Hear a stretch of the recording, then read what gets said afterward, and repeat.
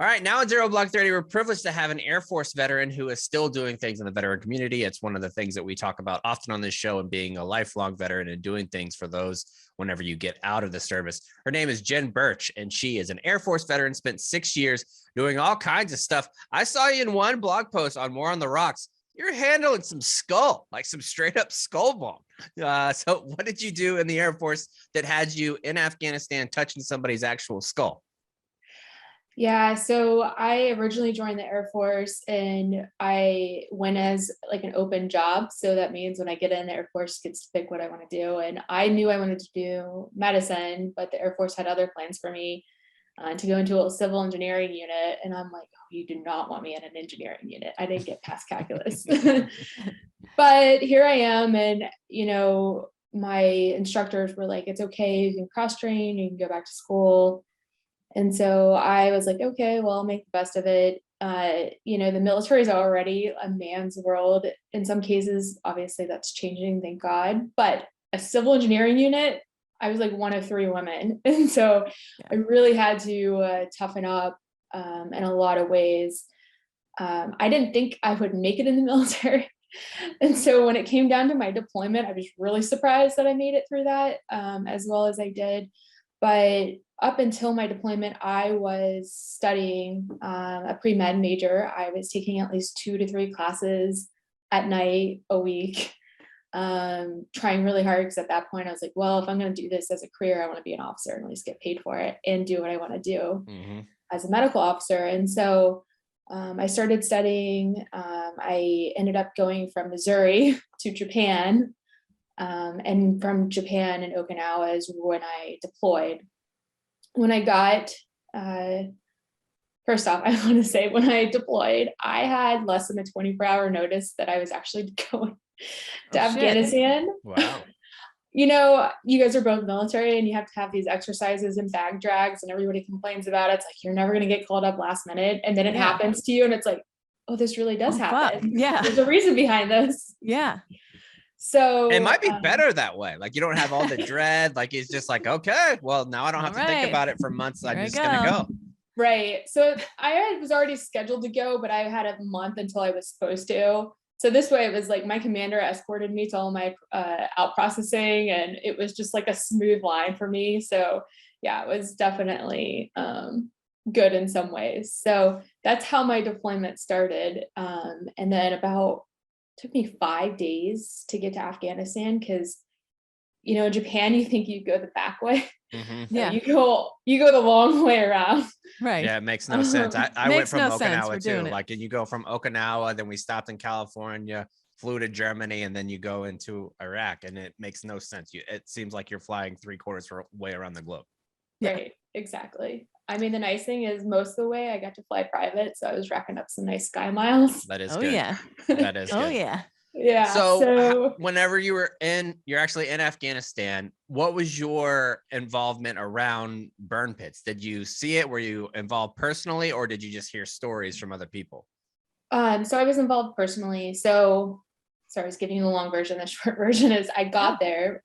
They were calling for volunteer medics, and my commander, I still talk to him to this day. He was the best commander I've ever had in my life. And he let me volunteer during my off-duty hours, or if there was like a mass cal and through the weekends at the trauma hospital called World 3 in Kandahar.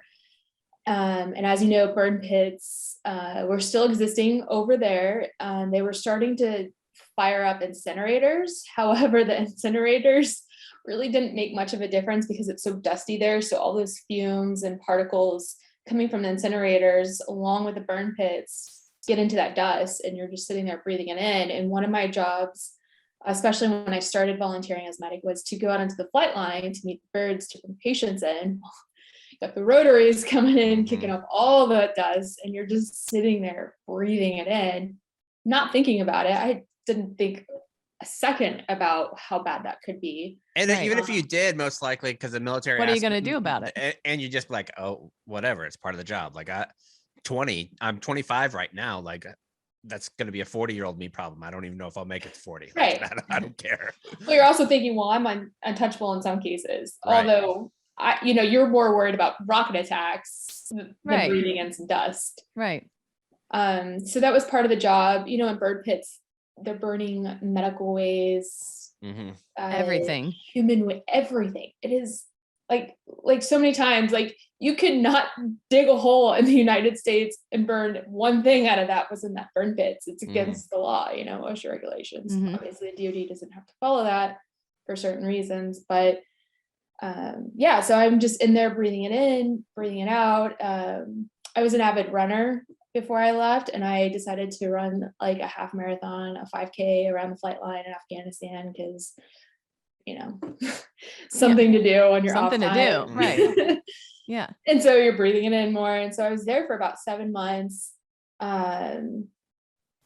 outside half the time. You know, it's like you're inside, you know, working in the hospital, then I'm outside picking up patients. For CE, I worked a lot outside. We worked in tents, we lived in tents, the dusk gets in. Right. And so you have this. And so part of the job was the skull picture. I volunteered to stay a couple of weeks past my deployment time just so I could work full time. Literally didn't sleep for 2 weeks so I could assist in some of these surgeries that I was already sort of starting to do, because a surgeon took me under his belt knowing this is what I wanted to get into. You know, it's funny, in surgery, once you get there, it's not as hard as it is to get through the schooling. Right. And so I had enough schooling and then a ton of practice, you know, raw meat, you work under sutures, your cuts and stuff. And so when Afghans came in, and they were shorthanded, you know, the surgeon would trust me just enough to do what I could do. And in that moment, that was the first and only craniotomy I got to help in, is that once they took the skull plate out, my job was to take it back and put little holes around the circumference of the skull plate. So eventually when they put it back in, they can sew it back onto the skull. So it's like, it's almost like kindergarten craft time, but with skulls. Yeah. Like you're trying to make like a what is the thing? A cup holder? Yeah, A coaster. Yeah, it's like a coaster where you tie up all of his stuff and you put it in there. So you're there and you get involved with, and you have the burn pit exposure. What now, like looking back years later, what is some of the issues that you're experiencing with what you went through with burn pits? So I actually got hit with symptoms pretty quickly when I returned home from the deployment, unlike a lot of other veterans. In a sense, that made me a lucky one down the road, which I'll explain. But when I came home from Afghanistan, I fly through Kyrgyzstan, drop off some stuff, fly through BWI, which is actually where I was from. Some family's there, hanging out for 2 days, eating some Maryland crab. I mean, it's like 1 minute, you know, you're leaving and you're getting rocketed. The next minute you're like, where am I? Like, what am I doing? Yeah, it's surreal. It's a It's surreal very experience. Surreal. There's no down transition time. I mean, I had 24 hours in Kyrgyzstan where I could get drunk off of 6%. Yeah, and then you're home. Most other veterans that are listening are going to be incredibly jealous that you're going into Afghanistan was only a couple day process and you're leaving was a couple day process. Everybody else is going to be like, this is bullshit. She had it good. You would think so, but it was honestly, like, you know, when you look back at World War I, World War II, Korea, Vietnam, they took ships across, right? And they had those 20 days to decompress, to be with each other, and to talk about things. Whereas when it's quicker, it's harder. It's like, next thing you know, you're in a grocery store trying to figure out what cereal you want to eat, you know, and it's like, I don't know. Or you hear a backfire from your car and you're ducking and you're like, oh, yeah, I'm not there anymore. It's it's a hard transition. But so you're back with your family in Baltimore, you're eating the crab. And did you start experiencing symptoms then, or? Yeah, so I had 2 days and then it was back to Okinawa. And so I flew out, got to Chicago, started not feeling so well.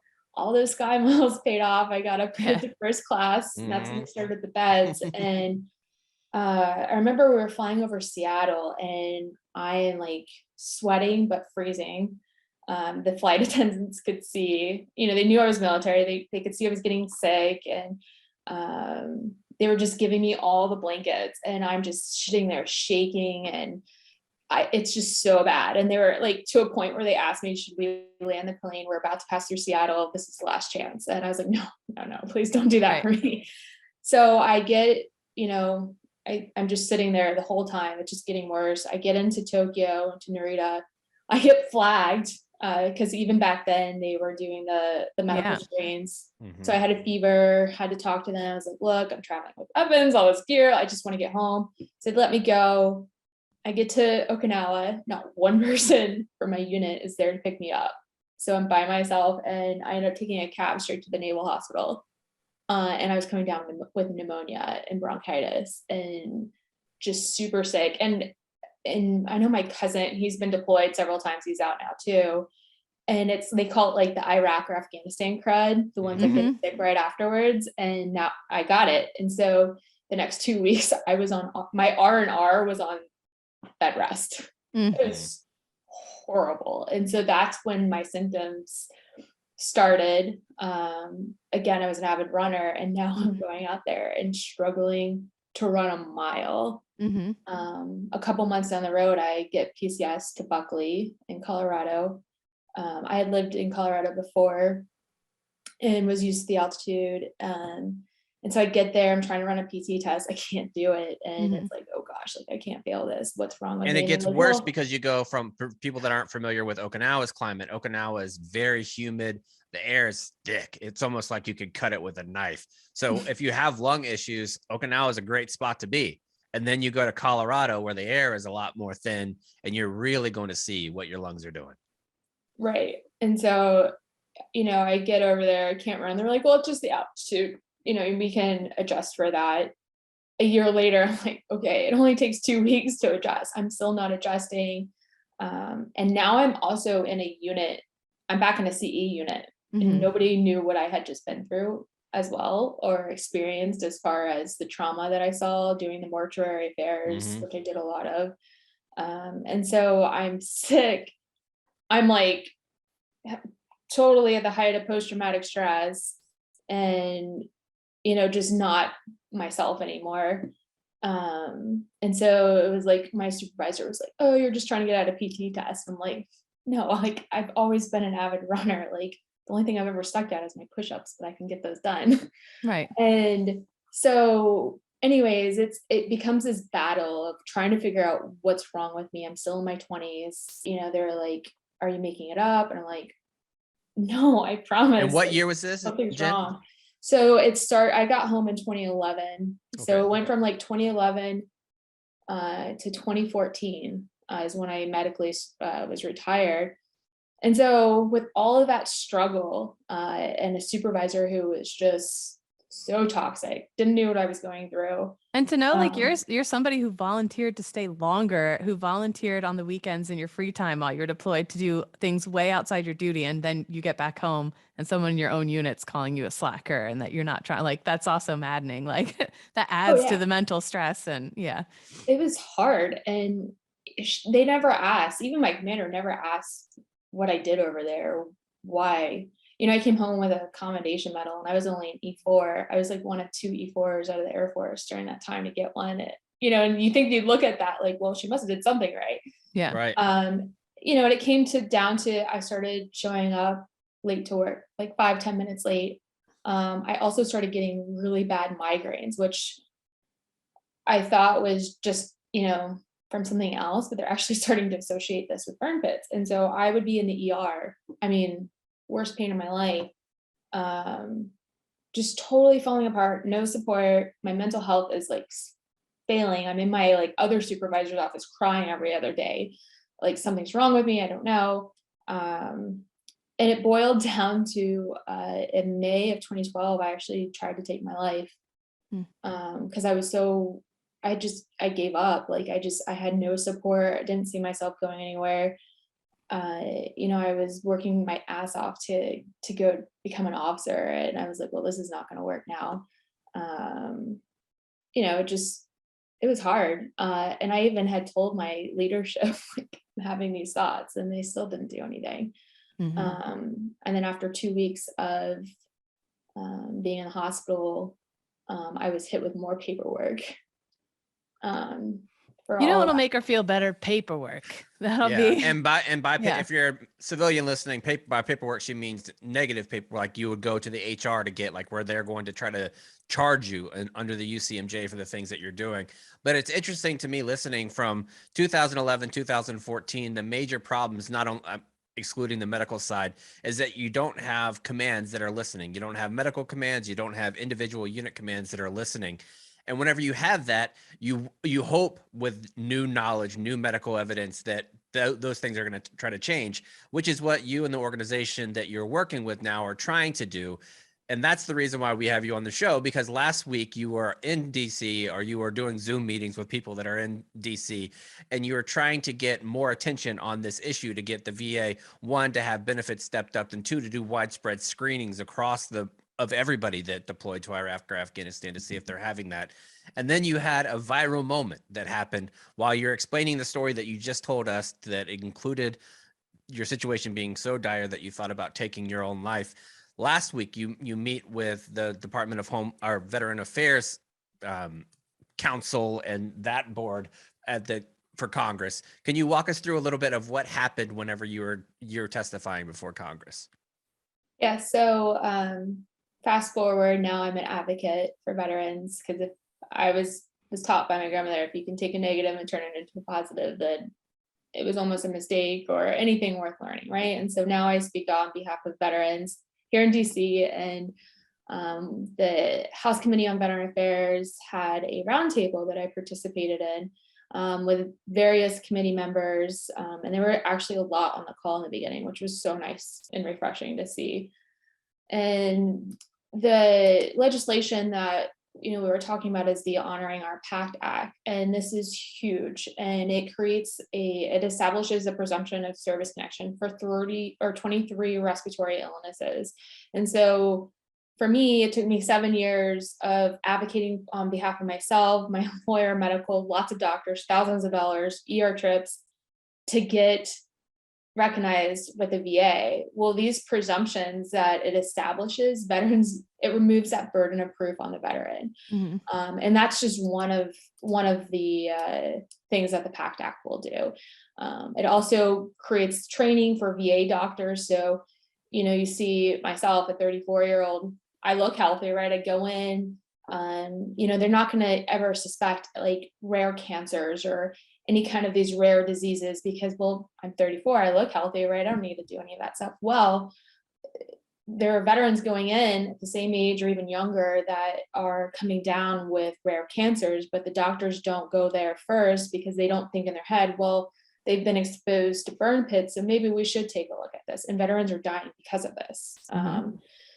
And so that also creates this new training process. It's creating research and all kinds of great things. It's like the full package deal that we want to get passed. And there's a lot of momentum right now. And so we're doing everything that we can to keep this on the forefront of committee members and representatives and the public to try to get the momentum going to get this thing passed in hopefully maybe even next month, Mm-hmm. which would be an awesome win. So anyways, we're sitting there, this ended up being like almost a 3-hour roundtable. It's a long time. There's a lot of stories, but the stories, and not just myself, there are other incredible veteran advocates talking on the roundtable that have personal experiences as well with burn pits or loved ones. And we're sitting there talking, sharing some hardships, sharing our stories, not to mention the hardships that can create the mental health effects later down the road too, not just, this physical, it's this invisible disability all around. And so we're sitting there talking, it's towards the end of the meeting, and I was speaking at the time. I think I was replying, I was answering a question or tagging along on what Congressman Bost was talking. And next thing you know, on the Zoom box, you have all little squares. Representative Cawthron was cleaning his gun in the background of a meeting. And I get, there's things to do. You can sit there, tweet off your phone, text, take notes, whatever, but to clean your gun on camera with a bunch of veterans and act like you're bored or not paying attention. And I get, there's the multitask, whatever, but to sit there and do that, it was just so disrespectful. and insensitive. And then for his comms director to come out and say, well, the most patriotic thing, what's more patriotic than guns and veterans? And I'm like, okay, yes, veterans, not just veterans, some people like guns. I've gone and shot guns, like, it's a thing. But if you look at the number one weapon of choice for a veteran suicide, what is it? It's a gun. It's a gun. Right? I've dealt with my own suicide idealization with a gun. I'm also a domestic violence survivor from gun violence. And it can be a very intimidating thing to hold a gun, flash a gun in front of anyone, no matter what setting it is. But when you're sitting at a congressional committee meeting, like, my gosh, like, there's no thought behind that. And then for Fox News to come in and say liberals are blowing up over this, and I'm like, wait a second, I'm not even a liberal. I identify as an independent. I'm so tired of partisan politics personally. And it's like, I'm just here to like get veterans the care that they need and the benefits, right? And so that's what veteran commissions have been for so long, is they've been like the veteran organizations, the veteran caucuses within Congress have been bipartisan more than any other groups in Congress. And now you don't even have that side. Even now the veteran aspect of it is completely partisan politics, where you're playing games and things like that. Whenever you were actually giving the testimony and talking, you said something in the moment, and you said, "Am I boring you?" And was that? No. I did not. I said that after. I did not say that in the middle. I was like, "This is fucking." If she's not an officer, we need her back, because that's some stones in the moment to do it right then and there. Yeah, I was. No, I that was my first time ever doing a congressional roundtable like that. So I was really nervous. I was sitting here with a heart rate of at least 90 to 100 for 3 hours. So I got my workout in that day from sitting down.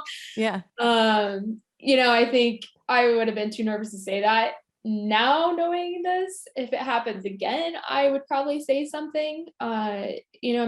And maybe, I wonder, I bet the chairman, didn't do any, didn't see it. Probably a lot of people didn't see it because they are busy. They're there with their staffers coming up with the questions and stuff. But, and then it really hits home because, now his attention wasn't fully on this meeting, because when he asks the next question, you can tell it's not an informed question from the information that we've been sharing. It was kind of an off-ball question that he asked something. I can't quote him, but he asked something that, do commanding officers know that these burn pits are going to be in these areas when they're bringing in troops? And I'm like thinking in my head, like, well, yes, of course they're going to know about this. I think everybody in the military, not just COs, know that these exist. Right. And I went back to answer, and I was like, well, this isn't a CO thing. It's a DOD thing. The DOD signed contracts with the contractors who dig up these burn pits, unless the military is digging it up. But a lot of cases, it's we contract. We have so many military contractors that come in and dig these up. The contractors make the DOD sign saying, here are all the health impacts that you're going to have from this burn pit. Now, we need you to sign here that you're not going to come back and file suit against us down the road when your service members are suffering from these health impacts. So it's like they've already known from day one that these are great health impacts. I mean, it's common sense here. Yeah. Right. And I think that's what, whenever you guys were talking about it, one aspect that I want to point out to our listeners is that having veterans talk about their individual health care is so uncomfortable for so many, because no matter what, you always view that somebody else had it worse. And I forget who I was talking to recently about this, but it's almost a poisonous thought that we have in the veteran community, where you'll say something to the effect of, oh, I only deployed twice, or, oh, I only deployed 3 times, or, oh, I only deployed once. I never got injured. I never lost a limb. I didn't die. I didn't see anybody right beside me die. And you have this comparison throughout, and every veteran does it. So whenever you actually quiet, right, because you don't want to right, and when you get to the point where you want to go talk to a congressional member, having that intimidation factor, one, because as a junior troop, you're taught to respect them, that they're going to know, and to see somebody that's in a position to be able to do something and help widespread across the board not pay attention is incredibly insulting, and it feels like a slap in the face. And that's what I got from not just you, but from several other members who were listening and who were testifying and giving their own personal experience. Would you agree with that, Jen? I would, absolutely. It is. I was nervous as hell going up and talking.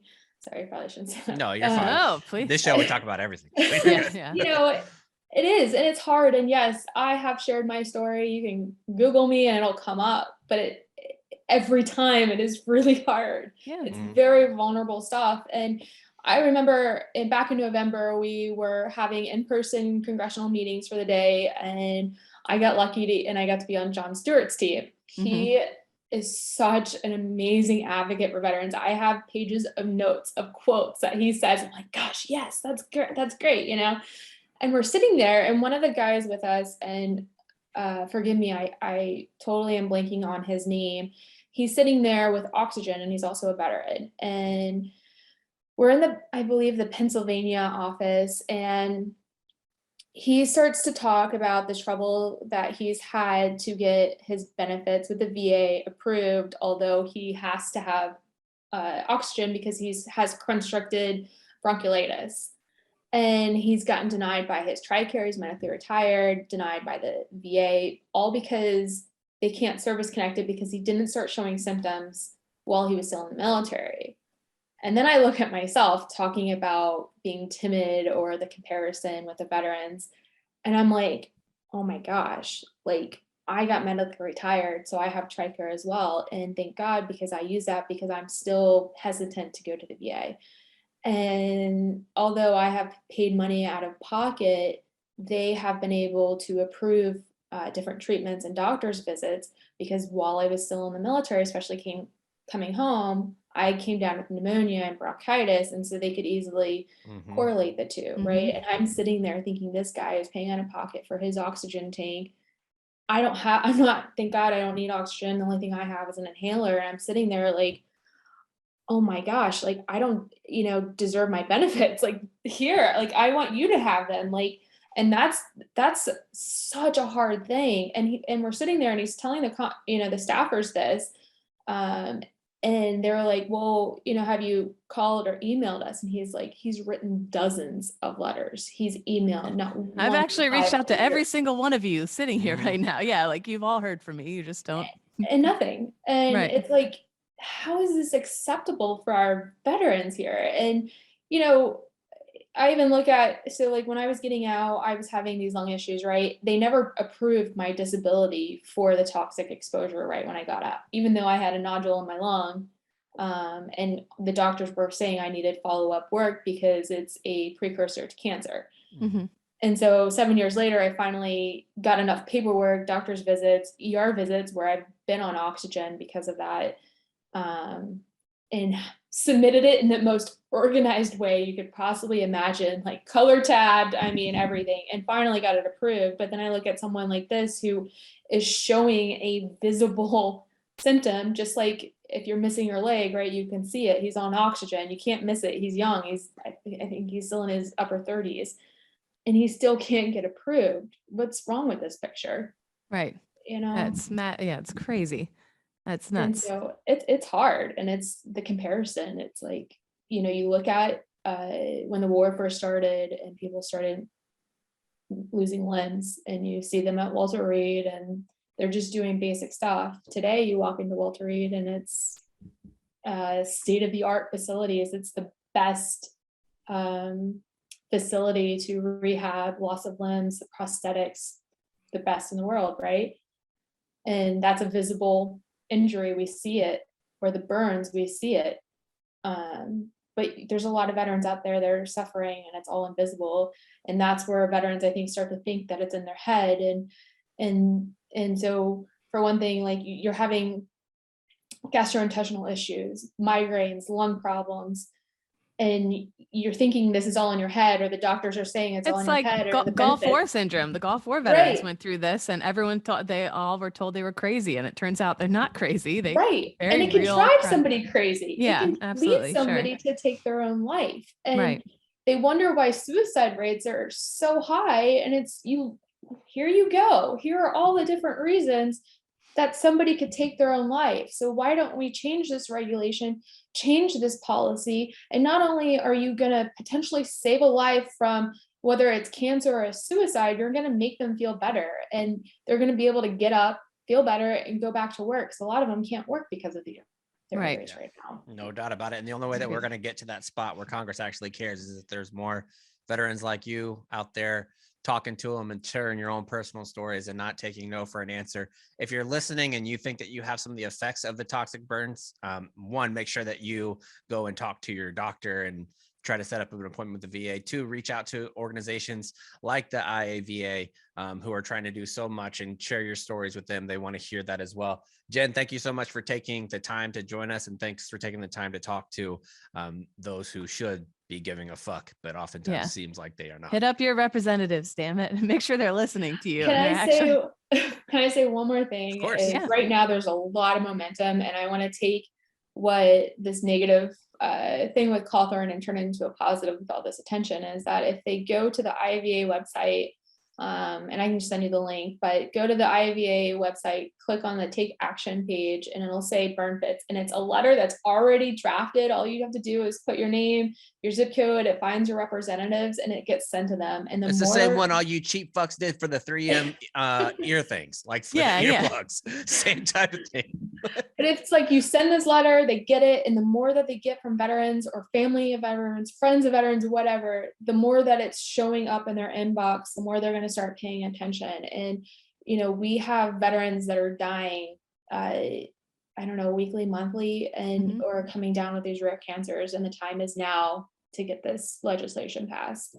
Yeah, I have a feeling in years to come, it's going to affect a whole hell of a lot of us. So it's in all of our best interest to do this. Exactly. Let's not, do what we did to our Vietnam veterans and wait till a lot of them died. Let's do it now. Yeah, exactly right. Well, Jen, thank you so much for joining us.